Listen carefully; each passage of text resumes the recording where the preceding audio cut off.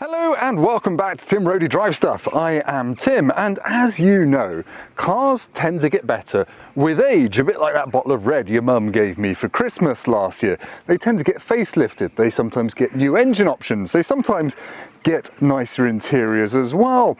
But then some cars age like me, they get more bloated, they get a bit frumpy, they get a bit outdated and outclassed by new arrivals.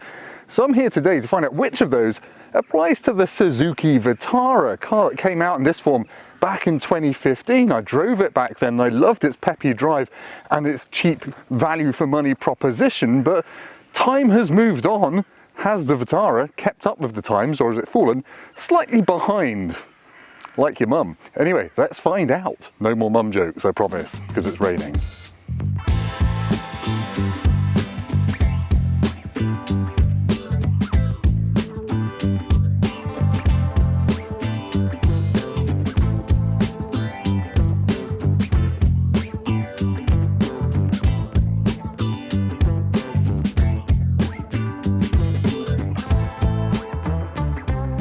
Let's face it, a lot has changed since 2015, and not just my BMI. The Vitara, when it came out, was available with a petrol or a diesel engine. Now it's only available in mild hybrid or this full hybrid version. Also, when it came out in 2015, it cost from £14,000. It now costs from £24,000. Costs 10 grand more. I know it's been inflation, but that's still enough to treat yourself to a nice Ducati. But anyway, let's have a proper look at it. Right, here it is. Sure, there have been some visual tweaks since it came out in 2015. It got a facelift a few years ago, and it does look a little bit smarter, but the Vitara is still quite a small car. It's sort of a Renault Captur, Ford Puma, Volkswagen T-Cross rival, and some of those are actually cheaper than this. But anyway, this is a top spec SZ5 model in full hybrid form, and it's a 4x4. And you can actually make any of the top spec Vitaras 4x4 simply by giving Suzuki £1,800 more. It's magic. Because it's a top spec one, you get these polished alloy wheels. Regular SZT entry-level models don't get polished, but I guess you can probably get a tin of Brasso and add 3 grand to your car's value.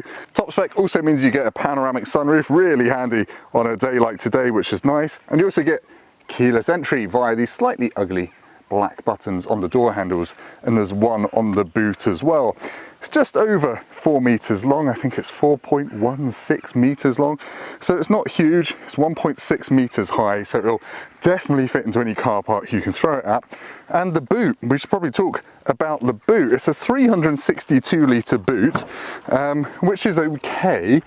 But if you go for the full hybrid, you lose all your under boot space. So yeah, there's no space under there really, other than for the tyre goo. You've got some little bits at the side. Yeah, as a hybrid, it's 292 litres, that space, which is the same size as a Ford Fiesta. Obviously, this is a more useful, approachable shape that you can throw more stuff in, but on paper, same boot space as a Ford, a small Ford. Right, let's have a look at the back seats, because although this isn't a huge SUV, I should be able to fit in here really. You can see there's a bit of a hump in the middle of the floor where your middle seat passenger's legs will go, and there's quite a hard, unremitting plastic back end of the centre console armrest thing. But I'm going to jump in and see if I fit, and I do, sort of. Let me just do that really dignified shimmy to get that seat headrest up there. And yeah, I do fit. Now, as I said, you get the panoramic sunroof as standard on top spec SZ5 models, and it does mean headroom drops slightly, and it does touch my bald slice of gammon. But yeah, it's okay. If I'm going to start touching things here, I'll feel it's quite hard and plasticky in that kind of classic cheap Japanese sort of way. But I've got a big cup holder down there. I've kind of got room. I haven't got acres of space, but it's not bad given it's not a huge car. And because this is a top spec one, you get this nice suede upholstery, which actually feels rather nice. And it's quite grippy, and it's almost got this tyre-like pattern, like someone's been doing burnouts where my daughter sits. But anyway, let's show you up front, because, well, there's more Suzuki Vitara to talk about up there. Can you wait? I can't. You might be expecting the front of a Suzuki Vitara to feel a little bit plasticky, and you know what? It's not quite as bad as you might expect. Sure, the doors down here do feel harder than 10-day-old cheese, but the top of the dashboard is a little bit soft. It's like they've listened to dashboard prodding idiot journalists like me, and it does feel okay. Right, let's talk about the infotainment, because it is okay actually. It is the same looking system as when this car came out all that time ago, so it's built in sat-nav and everything else. It works on quite a basic level. However, it's got built-in Apple CarPlay and Android Auto. You have to plug into a little USB down there, but then you kind of don't care that it's basic because you've got everything through the apps on your phone anyway, and I'd rather save money and just have that option anyway. However, the speaker setup, you get 4 speakers in the top spec one, and even with 4 speakers, they're pretty weak. They're not great. You can hear what you're listening to on the motorways, but don't expect anything in the way of bass or general audio-visual arousal. But yeah, let's talk about the driving position, because that is something that has niggled me slightly. I don't know if you can see down there, but there's a hard bit of plastic basically all around where your feet go as a driver, and on the left-hand side there's some real hard plastic just rubbed against my leg constantly. And I did a big 250-mile journey in this yesterday, and I just got sore legs from all the bits of plastic down there digging into various parts of my anatomy. And also I didn't find the seats that comfy on long journeys, and it's not often I'll whinge about a seat, so yeah, that was notable. You do get a fairly sensible set of dials with a basic digital screen in the middle that can show your MPG or your digital speed readout, and you have got radar cruise as standard on this, which is quite cool. And you've got lane keeping assist, which you can turn off, thank God, with a simple button press there, and it's not too intrusive when you leave it on anyway. We've also got physical climate controls, dead simple, and this is an automatic. Well, is it? It's actually an automated manual gearbox, which we'll get onto in the driving bit. Manual handbrake, which is actually noted on the spec sheet as having a chrome handbrake release button. That little chrome bit that you get in every single car since 1960 something is on the Suzuki spec sheet. I don't know if that's attention to detail or desperation, but anyway, in here you've got a big old cubby hole, and yeah, you've got cup holders galore. Storage is actually really good in this car, and the sunroof, you opened it, does flood the cabin with light. So it's actually, despite the acres of black plastic, a reasonably cheery place to be. I've not had any major problems with it. My final niggle before we go for a drive is that elbow room isn't great, and I'm talking about on there, when you're leaning with your elbow on the side of the door. There's not much elbow room. So if you're an elbow up by the window sort of person, you'll need to put the window down to get your elbow comfortable. A minor thing, but I know some people drive like that. Oh look, there's a bit of suede there as well. How lovely. Anyway, that's probably enough about the interior of the Suzuki Vitara. Let's jump in, go for a drive, and talk about its hybrid system, its comfort, its road noise, and whether it turns you into a porn star. Maybe. Right, let's take the Vitara Hybrid for a drive. You put your foot on the brake, you press the start button, which is hidden round behind the steering wheel, on the dashboard, and the engine fires straight up. Now, because this isn't a plug-in hybrid, the engine's going to run most of the time, and really, my handbrake's still on. Keep forgetting it's got a manual handbrake, because modern cars with autos usually aren't having the manual handbrakes. But anyway, I'm waffling. What you need to know about the hybrid system for this car is it really doesn't do a huge amount. The motor's got about 30 horsepower, and it just fills in for the slight torque deficiency of having a 1.5 litre non-turbo petrol engine, which Suzuki says is its latest engine, but it feels like it would have been at home in a 2010 Suzuki Swift Sport, but without the sportiness. So yeah, it is quite a revvy thing, and if I put my foot down here, you'll hear that. Revs to 6,000 RPM before you do this, as that automated manual gearbox does its thing, and it does really date the car, that gearbox. It works by basically having a manual gearbox, but with a single automatic clutch. There's no fancy dual clutchness here, and that's what most manufacturers use to smooth out the gear shifts in this type of gearbox by giving it another clutch, but that's expensive. This shouldn't be an expensive car, and yeah, you do get a lot of jerkiness on the gear changes, but only really when you're ragging it. Most of the time, actually, the gearbox doesn't give you that much of a pain in the bum. It's kind of just okay, but occasionally it will do something a bit weird, like it will let you roll back on an incline occasionally on part throttle when you're queuing in traffic, and you'll be like, oh, handbrake. Yeah, it's slightly archaic, but it's not a deal breaker. frankly. What is more annoying is that when I did some motorway journeys in this yesterday, at 70 miles an hour, it will sit at 3,000 RPM, which just feels a little bit high. It feels like it needs a 7th gear, and it's just a bit buzzy. However, I still got 52 mpg sitting at 75-80 for 250 miles on the motorway, so it is reasonably efficient. And yeah, you only really notice the hybridness when you're pulling away. It's just a bit of extra torque. It's not electric, pushing you back in the seat, exciting you. It just helps. And there's a little EV light on the dashboard, and you can hear under braking that it's putting energy back into the battery. It goes kind of like an old tube train.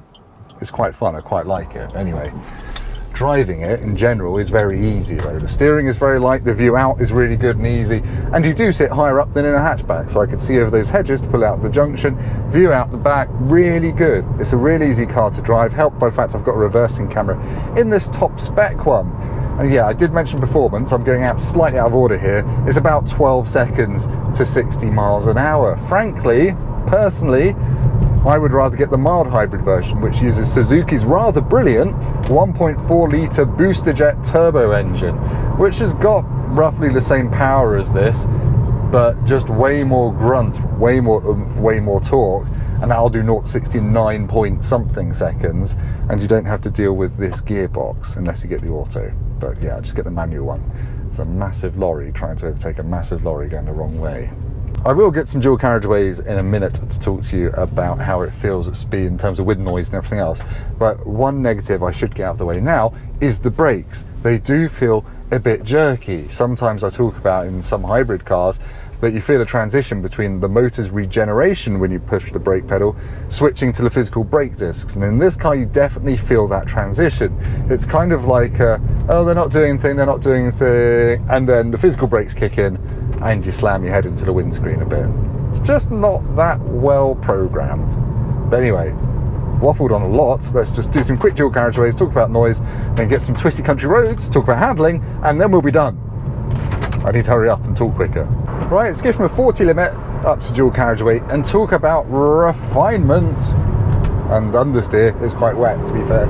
Yeah, when you accelerate hard, you do hear a lot of that engine noise, and then you get the jerk, as I mentioned. But then once you're doing 70, it's actually okay. There's a bit of wind noise and there's a bit of tyre noise, but for a car at this price point, its original price point, that's not too bad. Frankly, I did a big trip in this yesterday, and I wasn't exhausted. I just got a bit of a numb bum from the seat, and my leg got fed up of resting on bits of plastic down there. But yeah, it's okay. The main thing is, at 70 miles an hour, as I said, I'm doing nearly 3,000 RPM, which is a bit buzzy for me, and you do hear the engine. But yeah, otherwise this is a capable and competent cruiser.